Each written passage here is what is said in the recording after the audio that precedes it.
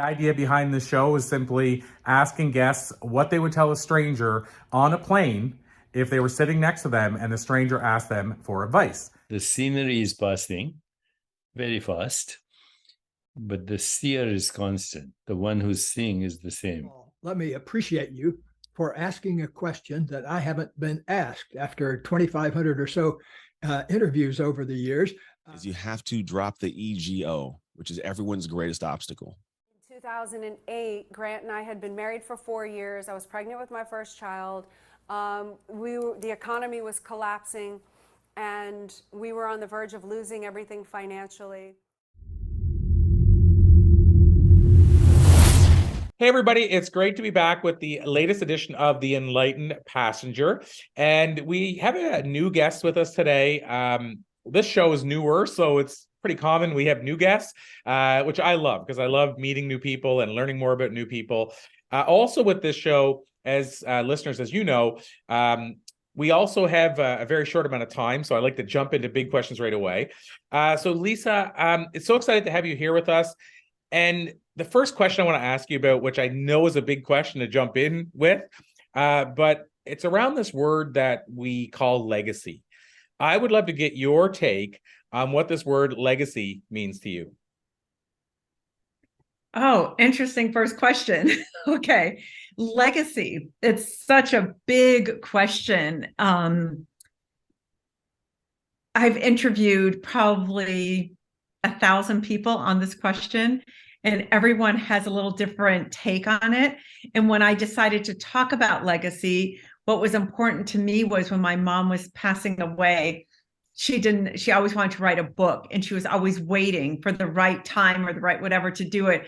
And she said, "Oh, I really wanted this book to be my legacy." And I thought, what does that mean? When you're on your deathbed, you really want to do things that you feel really meant something for you, or to do something for people that are alive, your children or your loved ones. So legacy to me is, after interviewing so many people and thinking about it so much, is really when you leave this planet to have left something, anything that benefits those you love. So it could be a book, it could be just teaching them wisdom, it could be whatever it is that means something to you. And now on that note, then, do you feel for yourself, at least, I mean, I know, as you said, you've asked the question many times, gotten different answers. Do you feel for you, do you try to direct your life in a way that you're creating a legacy, or the alternate scenario, do you just live your life and then the legacy will figure itself out on its own? A little bit of both. I'm here in my office, and if you look up, you are the 5 closest people that you spend time with. You're a combination of them. So I've got my legacy leaders, my 5 favorite people that I want a piece of. I love this about this. I take little slices. So I'm absorbing that every day. And then I have their books right here. So I read a chapter, read a paragraph, whatever I have time for. So they're constantly in my system. So I do that and going, oh, I want this quality of that. So I am creating my legacy as I move forward, but I don't intentionally go, oh, this is what I want to do. This is what I want it to be, because I think what you want changes and morphs a little bit. But what I do want is to have made a difference in as many lives as possible. If you make a difference in one person's life, it's great, but millions is even better, So I'm keep creating content and whatever, putting it out there that someone could hear it and go, oh, I hear that, and I'm going to make this shift or this change.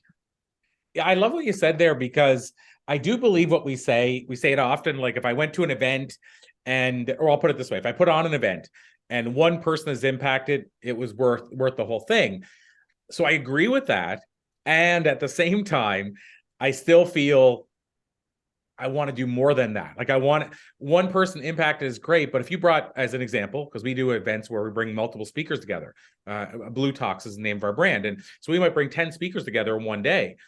And if we impact one life, that's awesome. But I also feel if we bring 10 speakers together and have X amount of guests and attendees, I really do want to impact more than one. Like, I want more than one impact for an event that costs that much and that reaches that many people.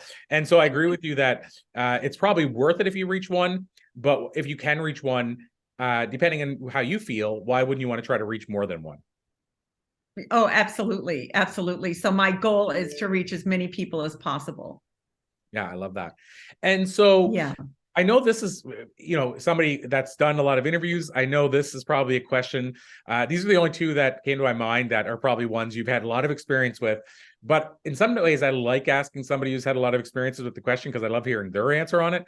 But is the question around success. So I asked you what legacy means to you. I'd love to ask you, what's your definition of, or what does success mean to you? Success to me is being happy. Which is so simple. Is, are you living each day? Are you creating truth, love, meaning, and purpose? Is your heart filled? Do you feel well? Are you engaging with other people? Every morning I do a morning routine that's something with the mind, body, heart, and soul. So I exercise a little, do a little yoga. I do something for my mind. I read something. Heart, I send a text, a love letter to somebody. Oh, I love you, thinking about you, something like that. And soul, I do something with spirit, walk barefoot on the grass, hug a tree. I meditate outside at sundown and sunset, and, really connect to who I am. Really looking at yourself in the mirror and just saying, I love you is so powerful. Really talking to your soul, remembering who you are, because I think our soul is the seed of what we came into this world to be. It's our visionary. It knows exactly where to go. And then I created a coaching modality with imposters, which is really your childhood wounds that you put a mask on, like, oh, I'm a victim because this happened. We've never had this and this and that. Or I'm an overthinker, so I can't get things done, or whatever it is. I'm a fixer. So you put on that mask to get through life, and how to remove that mask. So when you get in touch with your soul, you're connected. Then these imposters impede your growth. It's like, oh, why don't you come here? Here's a quick fix. Be happy today. Forget about the future. And you can make wrong detours. But nothing's wrong because it's a journey. But it's, you make these detours going, oh, I really wanted to be that, but you made bad decisions or whatever. So so success to me is really finding your path and staying on your path and resisting these immediate impulses for immediate gratification. So I love that. And what popped into my head, have you ever heard of Jack Canfield's Hour of Power? Mm-hmm. So it's so wild.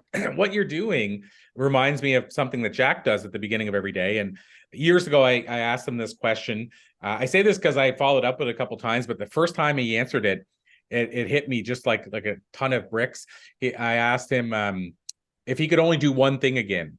After all the things he's done that has allowed him to have so much success, if he could only do one again, what's the most important? And he hesitated at first, and he said, well, I have a book called The Success Principles with 64. I can't just say one. And I said, but I can't tell people here's the 64 things you got to do in this order, because people won't do it. So I said, if you could just say which one edges out the rest. And he said, it's my hour of power. And so what it is, he spends 20 minutes every morning reading, kind of like what you're talking about, 20 minutes exercising, and 20 minutes meditating. But what I think is neat, so I always said the reason I think he's had a lot of success doing that is because he's feeding his mind, body, and soul before most people wake up every day. But I love that you added a fourth one to it. You're the only person I've ever heard that did the fourth one. So I just want to comment that it made me think of Jack's thing, but he does those three. And but you're doing the heart. The heart's the fourth one, right? Yes. Mind, body, heart, soul. So because life is really about who do you love and who loves you. That's all life's about. That's the success of life, having someone to love and someone loving you back. Because if you don't have that, you could take 100 courses on the planet. You could be the best at anything and you'll fail, because you don't love yourself enough to accept whatever comes your way. And even if you're successful, and again, I've interviewed a lot of people, the biggest movie stars, the biggest television stars, billionaires in Japan, everyone around the world. I could go on and on and on. And the people who have made it, who do not do these things and don't love themselves, they're rich, but they're not happy. And then a lot of them lose their money because they somehow squander it because they don't feel worthy of it. People take advantage, they invest too much in something and they lose it. Then they have nothing again because they didn't develop themselves. Yeah. So you have to develop yourself, like what we're doing, mind, body, heart, soul, every morning. And if you don't do that in the morning, that means you got to take baby steps to do it. Maybe say for 5 minutes, I'm going to do mind, body, heart, soul. Just 1 minute of stretching, one sentence of a book, one thing, meditate for 1 minute and write a text for 1.5 minutes or whatever, just saying, oh, hi, thinking about you, I love you. And that's it. Just to do it every day. When you start, it's very hard. So if you don't put a lot of pressure, then add a little. So I try to do an hour a day, but if I don't, if it's 15 minutes for some reason, for whatever holidays, and that's okay. I still try to get it in because it's about just doing it daily. Make your bed every day. It takes 2 seconds, even if you don't tuck it in like a military bed, just pull the covers up and throw your pillows back on, just to do it every day. Then it becomes a habit, and your habits really create your future because it's your mindset. Then you're going, oh, I'm a person who gets things done. I love myself enough to show up for me every day. That's another thing I do for success. I put in blocks of time throughout the week for me, just me time. And then someone says, oh, can we go out to lunch or can we do this? It's like, no, what are you doing? Oh, I don't know yet. I have me time blocked out. It's whatever I want. So they're like, well, then you have time. Nope. Because it's just like making an appointment with a very important person. It's time to reflect. It's time to write. It's time to, do whatever it is you want to do. Read a magazine, whatever, take a walk. So, but silent time, just with yourself. I love that because, and I'll move on to the two questions I want to make sure I ask you before we let you run. The only two kind of planned questions I ever have, but I will say what I love what you just said there is, it's important because you're making time with an important person, and it makes me, think about this idea that we used to have this thing at home. We still have it, but we got to put it back up, I think, because I used to see it every day, and it really spoke to me. And it was like a picture where you put the what do you call it? The chalkboard over top of the picture. And so we had a bunch of stuff written on it, like we are a loving family and all this. But the one thing that always stuck out to me is the words when I walked in the door, what would somebody who loved themselves do? And so it's like with every decision you make, what would somebody who loves themselves do in this moment? Wow. They were making it. And so it really, that moment, like thinking about that, always just stopped me in my tracks to when I made decisions. So this similar type of thing is, I look at it like, would you cancel a meeting with the most important person this week? Then why would you cancel your meeting with yourself to go out for lunch with somebody? So I love that, like what you said there about your meeting with a very important person, because sometimes we put ourselves last. Not sometimes, a lot of people put themselves last. A lot of time. And a lot of the time. And so imagine if you look at it that way, like, would you cancel a meeting with the most important person you're meeting with this week? Well, guess what? You just did whenever you cancel a meeting with yourself. So I love that. So I love the me time, but it's non-negotiable. It's your time, no matter what you choose to do with it. So Lisa, I want to ask you the question that I guess we'll say inspired this show. The show is called The Enlightened Passenger for a reason. It's built around a book that I have coming out. I can't tell you when. The book is me time, I guess. I haven't set a timeline for it, but it's done to the extent that it's actually out in the hands of people that are reviewing it and giving feedback. But I don't know what that looks like in terms of when I'm going to actually launch it. Maybe March as a pre-order. We'll see. But the book itself, in short version, is about two people sitting on a plane. It's a guy that's like a Wayne Dyer-esque person next to a salesperson or a business person who's really young and thinks he knows it all. And ultimately, the sage type Wayne Dyer person teaches the other guy through his life journey, sharing his life journey on this plane ride, all the things that the young person needs to know about life, essentially. And so it got me thinking, why don't I ask this question to all the great people I'm interviewing about what they would tell the same stranger on the plane if the stranger leaned over and asked for advice. So you see where this is going, probably, Lisa. If a stranger was on a plane sitting next to you, leaned over and asked you for some life advice, based on what you've learned in the last number of years, what do you think you might tell the stranger on a plane? Like one thing? I'll let you choose, but like if there's a thing that pops into your head immediately, or if you feel you would tell them 2 or 3 things, I'll leave that up to you. That's a total judgment call. I think it would go back to the loving yourself. If you don't love yourself, nothing in your life would work. Really take the time to nurture yourself, know yourself, because most people don't even know who they are because they've been lying to themselves so much. And most people, like we were just talking about, make commitments to themselves, then cancel on themselves because they don't feel worthy enough, or they put everyone before them. So it'd really be about really first getting to know yourself, putting time in your day to know you, get in touch with your authentic soul, authentic self, and then create your life in the morning, doing a morning routine, mind, body, heart, soul every day, to start your day grounded. Who are you? What are you doing that day? So you're creating who you are through your meditation. You're saying me first, connecting to source. You are reading something of value to you. You are putting love out into the world, and you are nurturing your body, because this is what carries us. And then writing out, what your day is. Every Sunday night, I write, this is what I want my week to be about. And I put a word for my week. This is the word of the week. And this is what I need to do. So I put the main things, the important things there, so I get them done, and I put them in my calendar. So I'll review that. So in the morning routine, do your mind, body, heart, soul, and review your day. And when you do that, you set yourself up for success, because you're loving yourself, you're putting yourself first, the oxygen mask on yourself. So therefore you could go out and serve the world and serve others. Because I've seen countless talented people who never make it, and people who are mediocre who do make it, because they know how to connect to themselves and to others. They know how to bond, they know how to communicate, because they know who they are. So that's more important. They say C students make it, bigger in the world than A and B students, because they're more varied. A and B students just book smart, just sit there and do the homework and know how to take tests. But C students are, I'll do my homework, but I want to socialize and get to know people and spend time playing, whatever you like to do, play tennis and meditate and, have a gathering with friends. So all of it's important.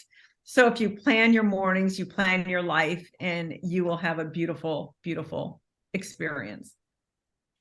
Wow. So I could do like mic drop right there and end it right now. And I think for most people, it will be like many times worth the amount of minutes that they've spent learning from you, Lisa. But I want to ask you a follow-up question to that one. Now, it sounds probably similar, but I feel it's different. And I could even tell you why I think it's different. But it's what I call the time machine question. So I've actually asked this question way more times than the passenger one, because I've been asking it for years.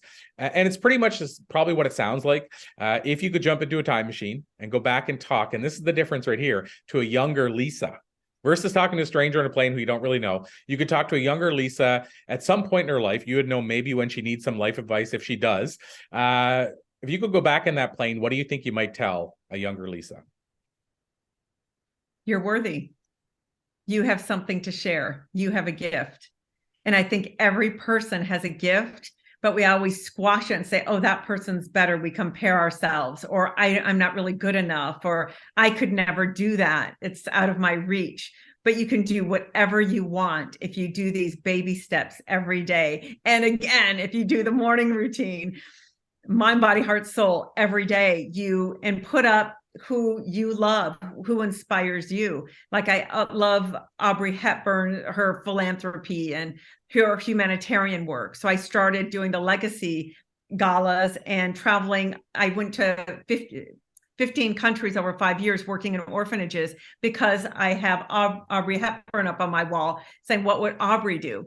Then I've got, Tracy Chapman. So I write in my journal, and I try to write poetically of my life. If I'm having a problem or an issue or a breakup and I'm sad, I go, let me turn this into a song. How can I do that? Because Tracy Chapman's up there, because her music moves me. I've got Pablo Picasso. I could show you some of my paintings. When I go through dark periods, I block the world out and I stay up all night. I have a little brandy, do light the fireplace, cook, and I paint all night. And I copy Picasso's Blue Period. That's how I started, because He inspired me, and the colors moved me. But now I paint all sorts of stuff. I've got Anais Nin, who's a journalist, you know, diarist she's Cuban, but lived in France and here. So I journaled. I've got 30 notebooks this thick from 27 years old till now about writing all my secrets and everything that happened. But it really affects me. Herman Hesse, who wrote Sid Author, and those journeys, the hero's journey. Where are you now, and where do you want to go? And don't be afraid of going into the unknown and discovering. So I went to Iraq alone during Desert Storm, when it's a no-fly zone, all that. Remember the Fallujah Bridge? And I went there by myself because they said from Jordan to Iraq, you have to take a 18-hour bus ride over there. And they said that it got stopped 5 times, and that like sometimes Americans would get kidnapped. So I thought, oh, let me go get kidnapped so I can talk to them about being a terrorist to a humanitarian, because I know I have the skills because of things I've been through. But that's because of Herman Hesse, because he's saying the hero's journey. My dad's from Baghdad. So I thought, let me go to Iraq and help figure out why there's terrorists, why Saddam, you know, does what he does and creates terrorism or whatever with his people, and how he's so brutal. So let me get to the root of it and try to solve these problems. So, but that's from Herman Hesse, the hero's journey. So I went on my hero's journey and I came back alive, but I came back a different person, bonded me with my father in such a deep way. So it's really important. And Simone de Beauvoir's up there because she wrote The Better Sex. This is like in the 20s and 30s, and she was partners with Sartre, and she just said voices are needed and we're important. So I'm like, oh, we're important, we're needed. So I read a little bit of all these people every day. And when you start doing that consciously, daily, it starts to become you, and you start getting courage, going, these people, who are they? They were nobodies at one time, but they believed in themselves and they have a mission. So if you could find who inspires you, and not just, oh, I like that person, make them a part of you daily, make them, you know, you've got their blood running through your veins, then that's when life changes. And it gives you power because you feel like you've got your inner circle of your team, your A-list team working with you. Wow. So, Lisa Haisha, this has been an absolute pleasure. We have less than 2 minutes left, so I just want to ask you what I consider maybe the most important question, which is, you know, people that have been listening, watching, that only, you know, maybe got 15-ish minutes with you, they may want to follow you and learn more about this exciting adventure that you are living. So, Lisa, where would people either connect with you, find you, follow you, any of that kind of stuff? Is there a hub, or is there a place you'd normally send somebody? Well, I have a website called SoulBlazing.com. It's one word, SoulBlazing. And I'm on Instagram, LinkedIn, Twitter, TikTok, Facebook. So everywhere. Can't miss me. If you're looking, just type in Lisa Haisha in a URL and you'll see everything will pop up.